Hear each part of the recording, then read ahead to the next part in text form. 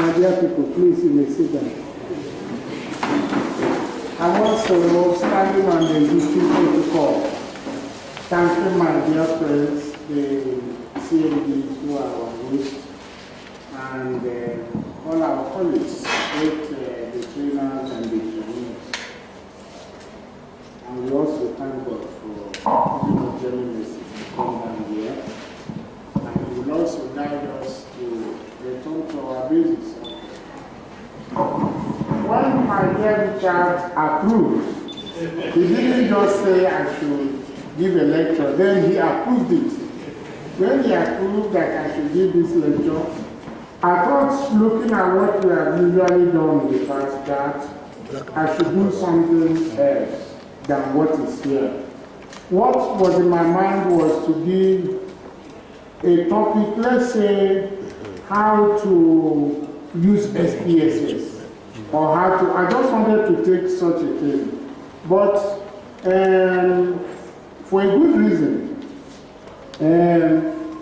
that people will concentrate and listen to you by then and learn something tangible. But after I said no, I was sitting in my factory, but I'll get to that because it's part of the lecture. I thought if I did that, you know, I'll be okay and then run away. It's my thought, and nobody will criticize me. Because I have traditional enemies in this group, believe me. So, when I now settled on this, I said, but if I say it, I'm going to say some nasty things.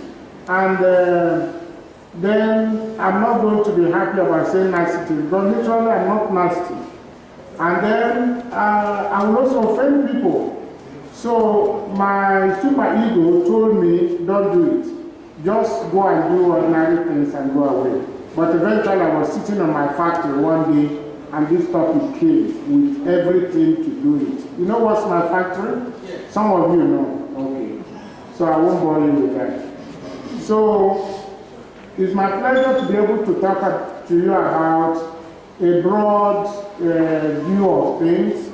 And then I will make a suggestion about that topic which I wanted to deliver originally.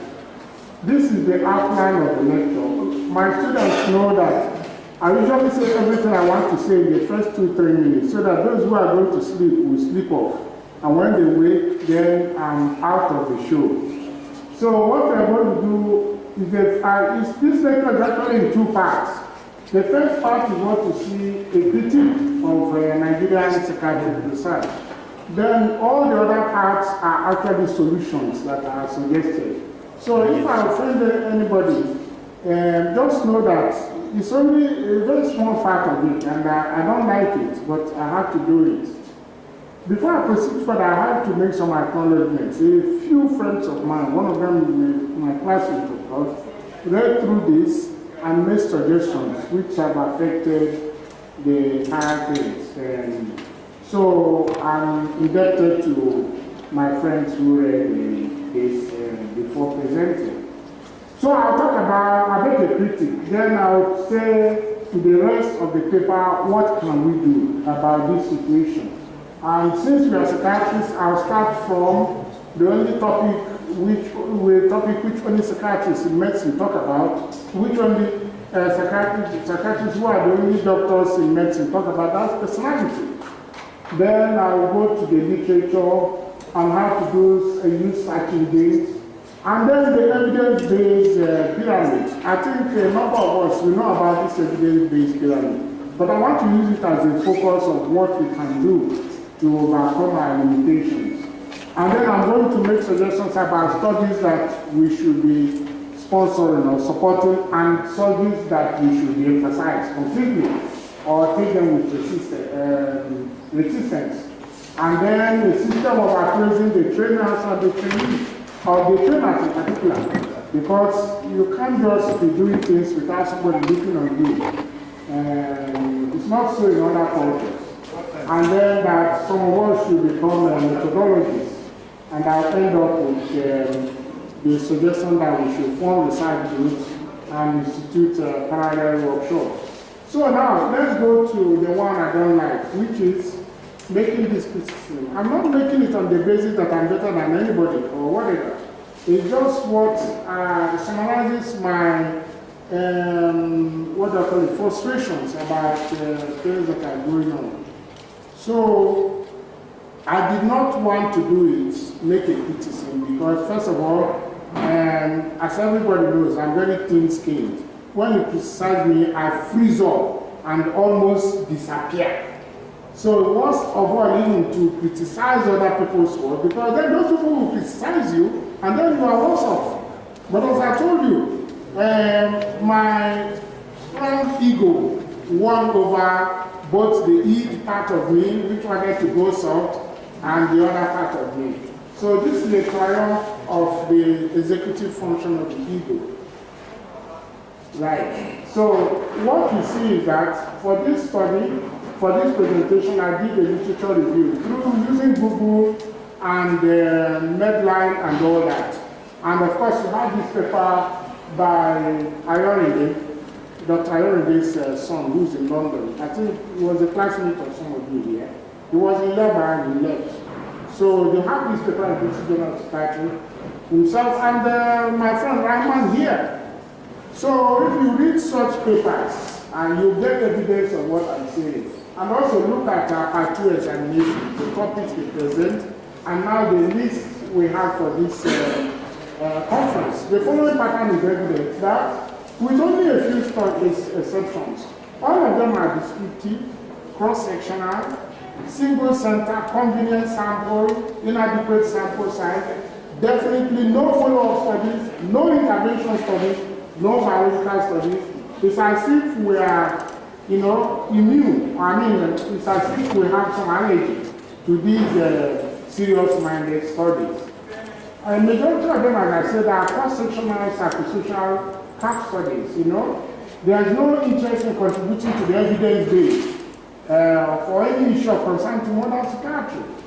And with a few exceptions, of course, and by that, I'm mentioning my distinguished colleague, Dr. Jude Ohaeri, and his group. With only a few exceptions, we have to ask ourselves the question, how have we improved on the work of Lambo and Leighton in the early 60s, and as soon as landmark work on suicide, How have we done, what have we done?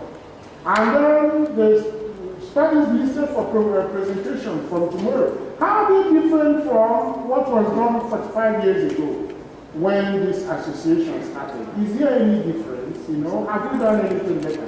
We have to be introspective anyways. We have to be. I find that these limitations, they find expression in the very narrow and narrow focus and quality of the presentations that are submitted for our part 2 work. They also find expression in the service we pay to subspecialties and the kind of work we do. Because apart from just having subspecialty training, you should also have knowledge of recent advances in that field, and you should be able to have noteworthy clinical practice experience, and to be able to produce some initiatives. So the last part of this critique is that I find that this, what I call frozen state of psychiatric research in Nigeria, is reflective of the extent of our own exposure. Because, it's what goes in that comes out, all of us. So, our environment too, and I find that as an expression of the Nigerian factor. Nigerian factor means that people are not held responsible for the job they have opted to do. You ask yourself, what prevents a psychiatrist, a consultant psychiatrist in any hospital in Nigeria, what prevents him from absenting himself from clinic, from work? I have some of my colleagues somewhere where students doctors are not, and they say they never had a single word round with this colleague. How can that be? For 9 months. What's going to happen to him? Nothing. So there is lack of accountability and rule of law. This is the Nigerian factor. So it compromises your commitment to teaching, to practice, to research, and among the students too, affects how they do things in fulfilling their ideals of being postgraduate students. Anyway, that's the end of the critic part. What follows now, I'm going to now make suggestions, what we can do, which we all know, but I try to articulate them so that if we have time, we will discuss them. The first one I start, of course, is the personality, because it's not everybody who wants to do research, and it's legitimate. It's not everybody, it's not the concern of everybody. So these are what I call personality aptitudes or attributes. So there's no need to feel bad about it, because so I like research, but I probably don't like sports or some other thing which you may like. But we're talking about those, for instance, in the universities who are employed for that job. We are then talking about these days in federal institutions, consultants are supposed to be trainers, you know, and they are paid for it. They get a lot of money. Recently, they've been given more than 150% of their usual salaries to be teaching, you know. So we are talking about them. When you know about Christian Michael, I'm eventually going to zero in on two traits, what we call openness to experience and conscientiousness. You know the 5 traits of the big 5. The ocean. O is for openness to experience, C is for conscientiousness, E is for extroversion, A is for being agreeable, and then N is for neuroticism. On the other side, stable personalities. Now, if we look at it, you find that there are 2 traits that researchers have tried to focus on that seem to favor research. And one of them, conscientiousness, for instance, goes across borders. This area of research is very controversial. But we find that if you are conscientious, of course, then you are going to be able to sit down and follow through and be responsible, isn't it? So conscientiousness cuts across the board. But openness to experience, we find that in such cases, you are more open to ideas, you are more open to trying things and all that. So studies have shown that these 2 things, openness to experience and conscientiousness. So what we are trying to say is that what we can do as an intervention is how can we inculcate these traits, not to be stable or long-lasting things, but the time period you want to do, you want to have things done. So you want to ask yourself, in the face of a competing interest for survival in this country and all the experiences we have around us that are negative, how are you going to have the interest, even as a lecturer, to find that research is a worthy and fruitful and productive pursuit, instead of just going to get promotion and discard it? And how can we get people to be committed to their roles they choose for themselves? So I think this is a to be or not to be question, especially for university lecturers, you know. And I think the situation is even worse in universities where this culture had not been instituted, because before the modern onslaught of the negative things that we know about this country that seem to have wiped us off.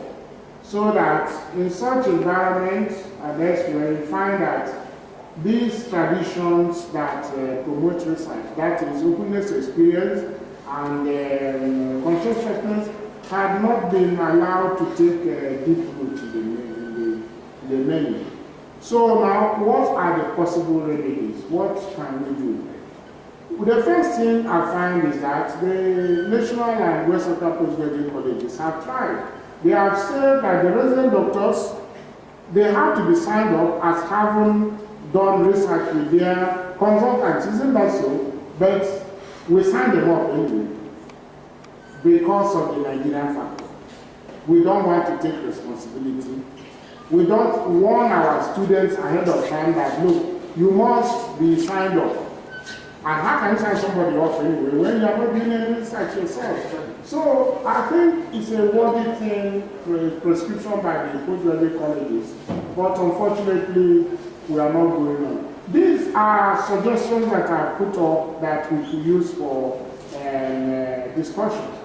In many countries in the West, they practice what they call certification.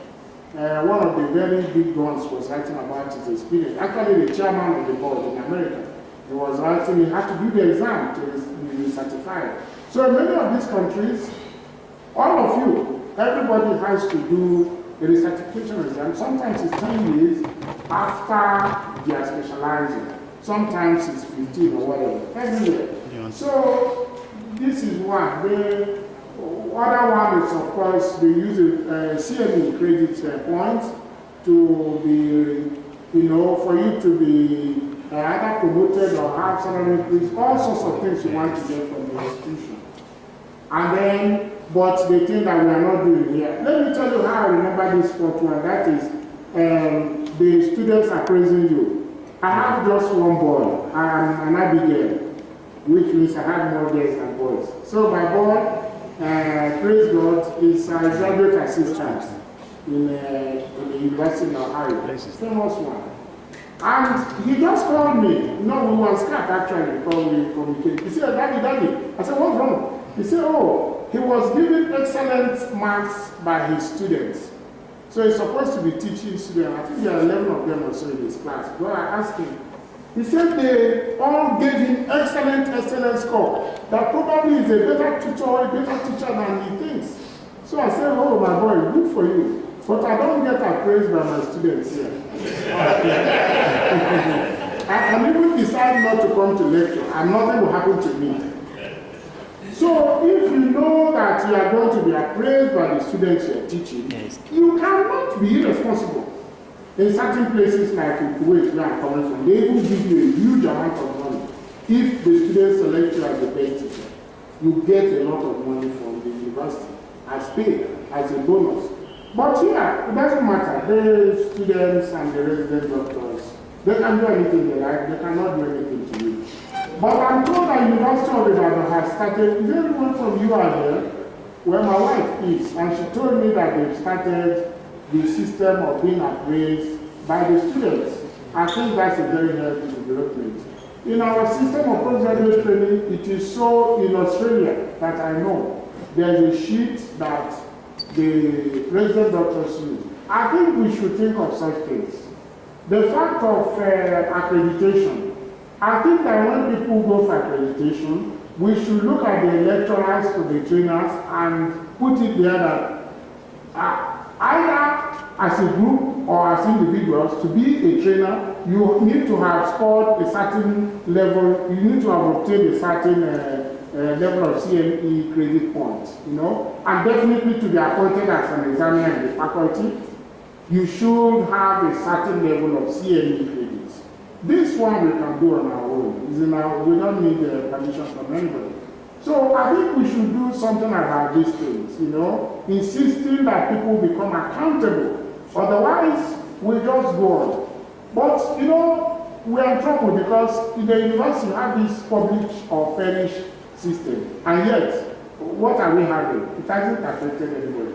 Because ultimately, you can get promoted. Anyway, so that's one group of suggestions.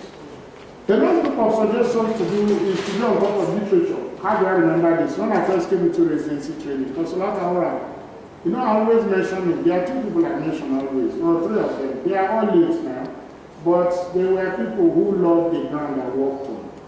And I don't like talking about it because it makes me tear.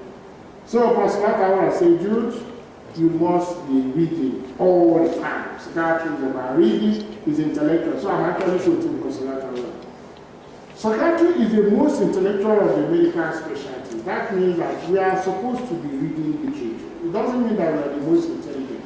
But what do we find among ourselves? Do we know literature?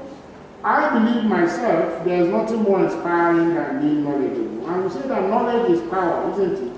So if you have the knowledge, you have power. But as scientists, the onus is on us to have this knowledge in order to improve the evidence base of what we teach and what we treat our patients with. So the onus is on us as scientists. Because when you're a medical doctor, you're not a technologist or technician. You are trained in science.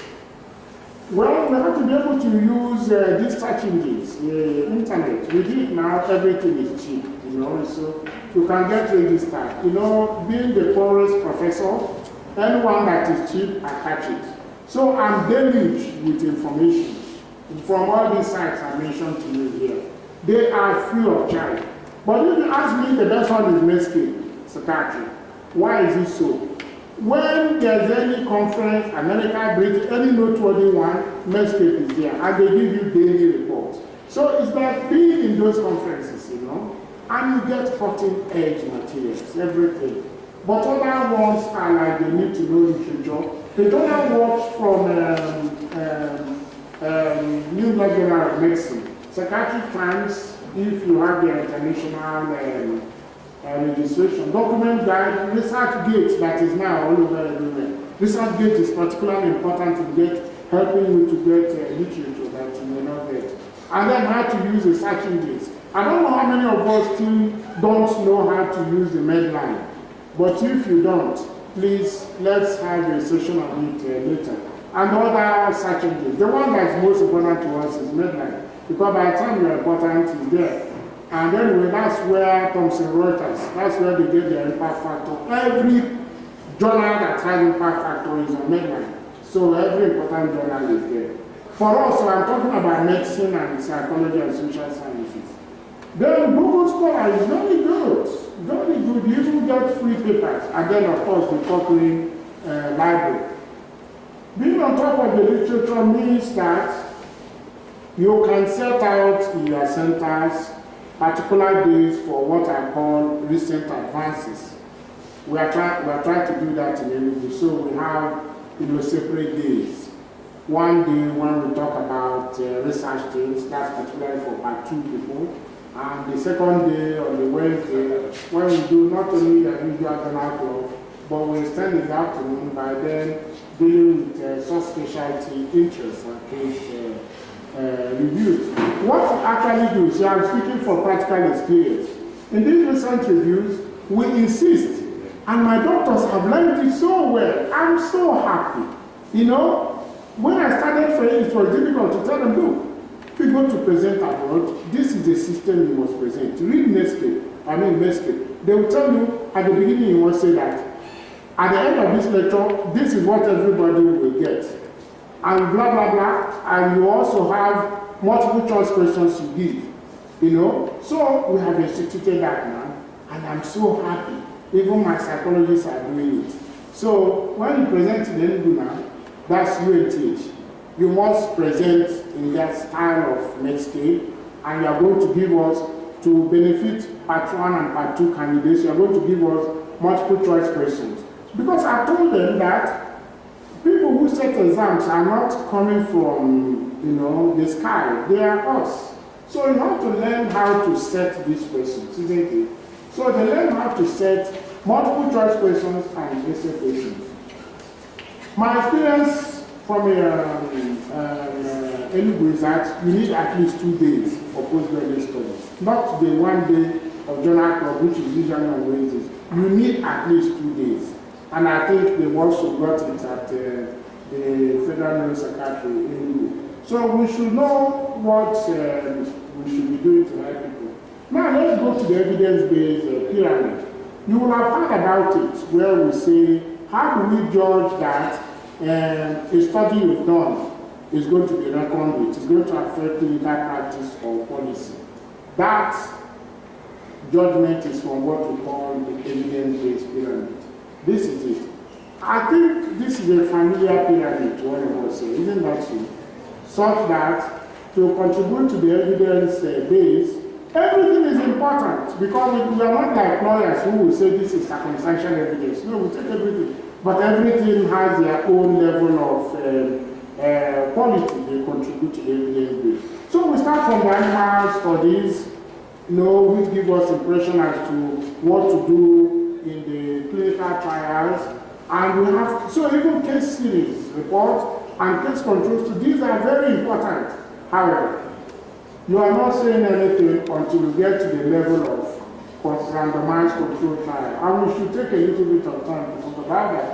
And then when you have enough randomized control trials, We can do our systematic reviews or meta-analysis, and we'll say a little bit about them. This is a more stylistic presentation of the same thing, in case those who are artistic. So this, so our higher levels show you what you are going to do.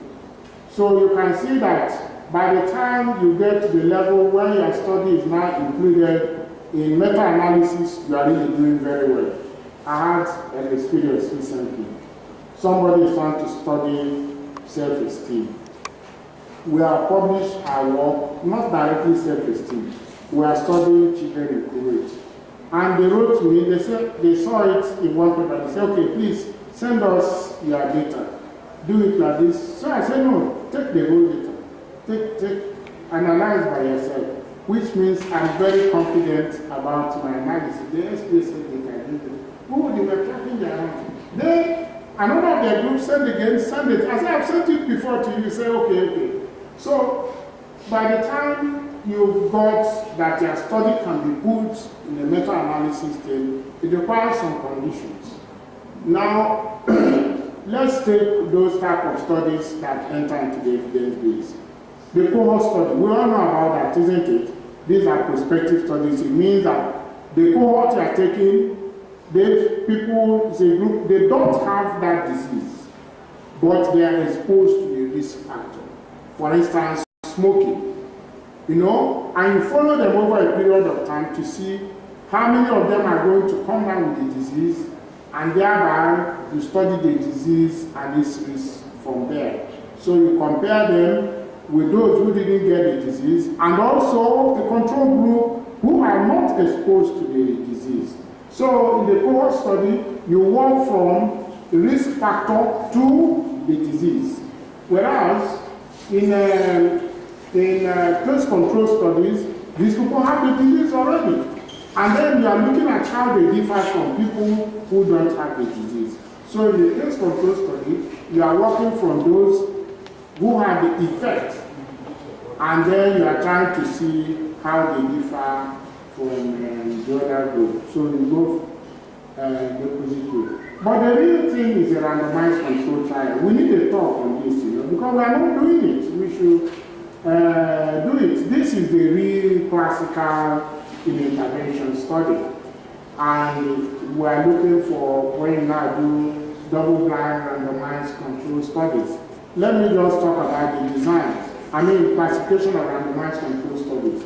You can classify them in two ways. The first one that we know commonly is the design, where first one have parallel group. So you have two groups.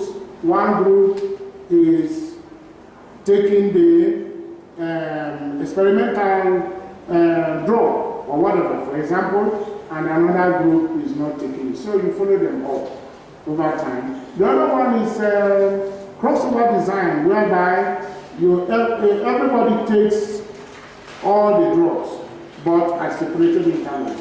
Of course, for such a drug, it means it must have a very short time in the blood, so that when you've taken it to stop, we wait for some time, the washer period, it goes up. So you can't use it for a drug that lasts very long in the bloodstream. Then there is cluster where you are taking natural samples, natural groups, like villages or schools. But the factorial, you can remember the KT studies, isn't that so? Or the STAR D, where you are not taking not just one intervention, but combinations of them, 2 or 3 combinations, and so we are looking at how people are performing. This is classification by design. But what of classification by outcome of interest? That is, one outcome we are looking for is it efficacious when you give it to a group of people who are screened for any other problem? They just have that problem. So schizophrenics, for instance, they don't have diabetes, they don't have a cognitive impairment, they don't have anything at all. They are clean, which is unnatural, isn't it? So you just want to see how effective the drug is for these people. That's an efficacy study, usually phase 3 studies. Whereas when you are going to pragmatic or naturalistic studies, or what you call effective studies, you are now looking at people, all sorts of people who can take that drug, and they put there. And you know that in this way we have 4 phases of drug trial, isn't it? The first phase being what?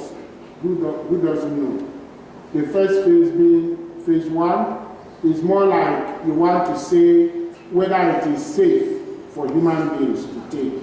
In that case, you don't need a large sample. You need only about 6 or 10 people. This is after coming out from the experimental, from the preclinical study, isn't it? And you find that the drug is okay. So you want to test it at phase 1. Is it safe to be taken by normal human beings who don't have the disease? So you need a small sample, 6, 10 patients, that's phase 1. If it crosses that, then you come to phase 2, where you are again looking for safety, but also some efficacy. Again, you don't need to randomize anybody. It can be open study, a small sample, not more than 100. So you look for safety, side effects, but the real, approval study is the stage 3. The phase 3 study where you now do randomized control trial.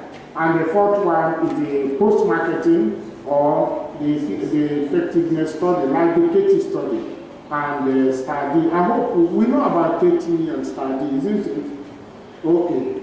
So we can now classify randomized control trials based on, you see, when they do a trial, they say, look, we are looking at non-inferiority, which is the commonest one, or superiority, or equivalence. Those are the 3 ways. So superiority means that this drug, by my hypothesis, is certainly better than either no drug, which is placebo, or an existing drug.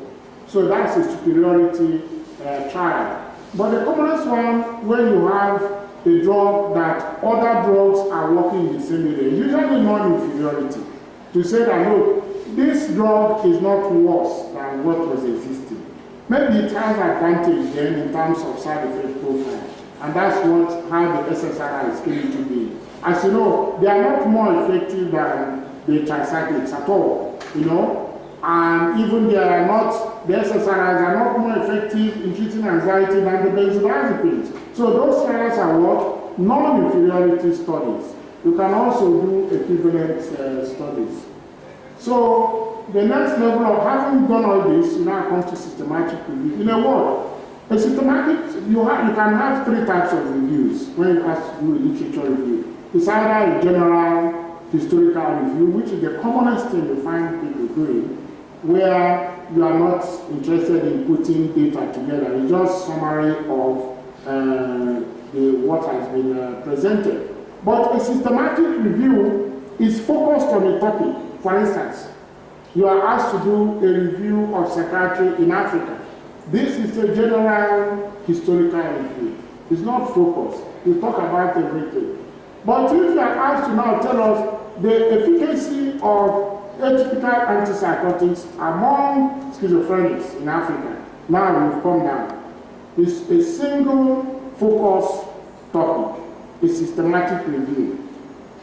How does it differ from meta-analysis? One, it doesn't have to be quantitative. In other words, you can still do all your summaries qualitatively. But you are expected to put some quantitative data, at least a table to summarize the data.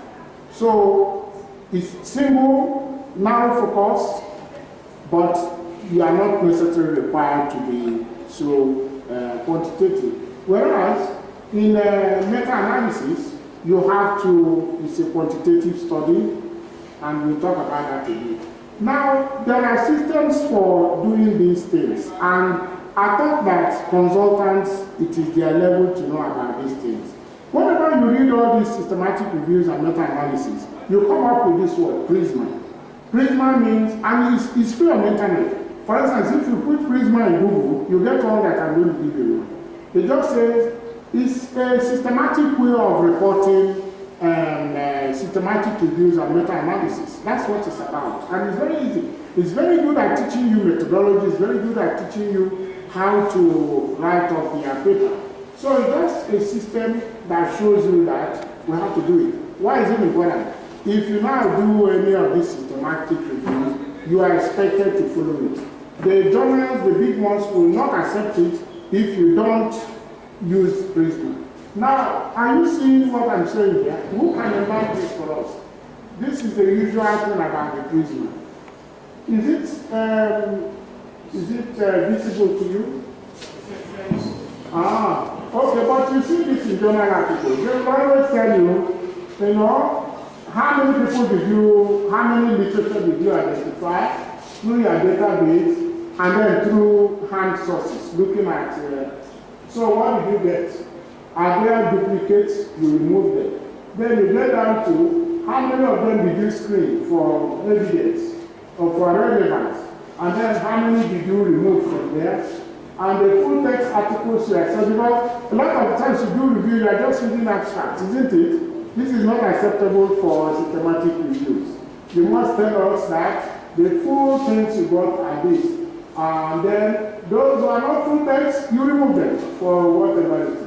And the studies included in qualitative analysis and studies included. So Prisma is a statement that shows you that you must make your statement in that way.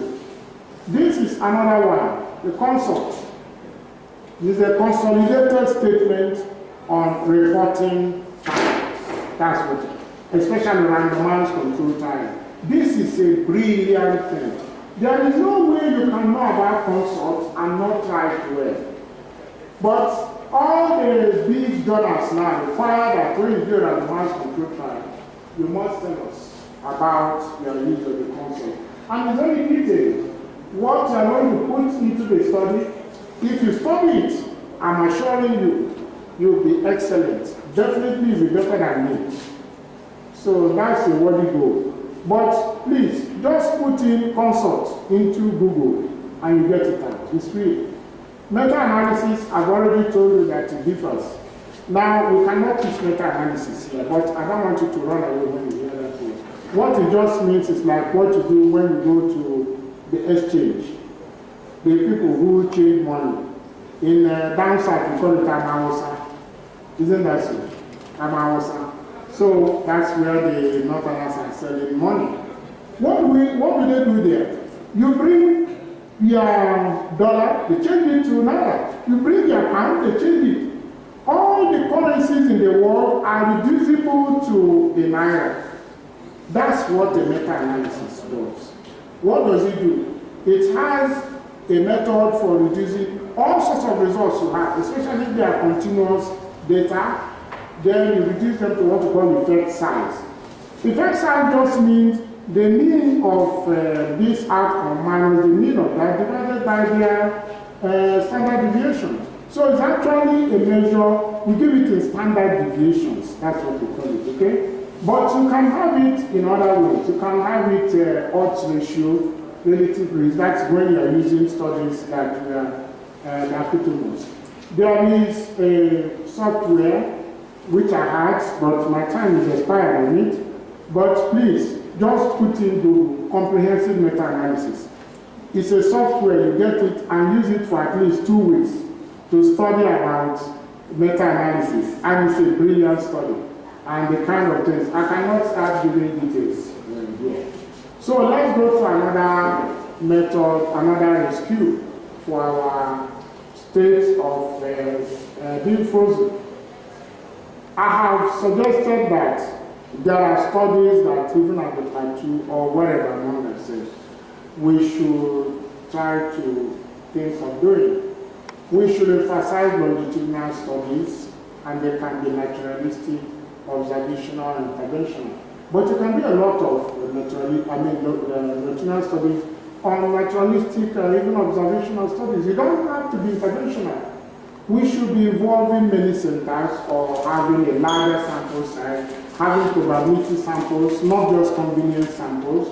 We should try and do some biological studies. 2 years ago, I gave a rundown of cheap studies you can do that are biological. You don't have to cost a lot of money. We have not been looking at the things we should do in personality, personology, and neurocognition. All those are important. But I think there are studies we should be reticent about. We've had enough of them. It's enough. Enough is enough.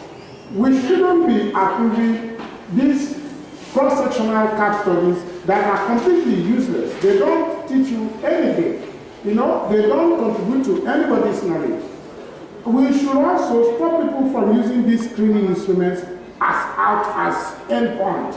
That is, you go and see some people say you use BDR or SRP or something, and the result you get that's a privilege. Whereas you should know that it is probably privilege. But some people do it. So we should stop doing this, especially now that we have these new diagnostic criteria-based instruments that can at least tell you, okay, this person is likely to have depression or not, you know? Like the PHQ-9 and GAD-7 and all, those are more informative but not to be used as endpoint, you know? So there's a lot of problem with this. I've suggested that we should be reticent at approving such proposals for Part 2. We should ante up. We should insist that people do better. We need to have methodologies among us. There are some people who regard themselves as methodologists. I like to, but I'm afraid I don't measure up to that. But I know if I were to be a methodologist, I would be very happy. Why? Because this is having good knowledge of scientific methods, scientific rigor. So methodologists should be familiar with statistical methods, which I find that medical doctors in general are afraid of it. But those of us who are not afraid of it, we should take advantage of this natural aptitude and grasp these topics. I always say that if you don't know statistics as a doctor, you are just foolish. Why? Because right from when you were in secondary school, you got admitted into the medical school because you scored highest in mathematics and all these type of things. You had the strongest flair. We are at par with the boys who do engineering at the secondary school, isn't it? Then how do we come to medical school and we just funk it? You know? So this is number one. Number two, why you should know statistics. Why it's easy is that I know it. And I'm assuring you that anything I know, anybody can know it. It doesn't matter how dumb you are.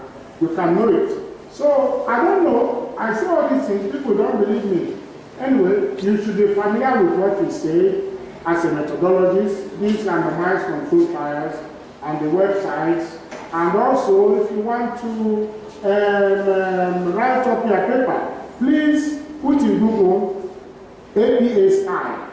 That is American Psychological Association style of writing. I have not been taught writing scientific paper better than any system. It's usually not free, so you go through many websites and you get it.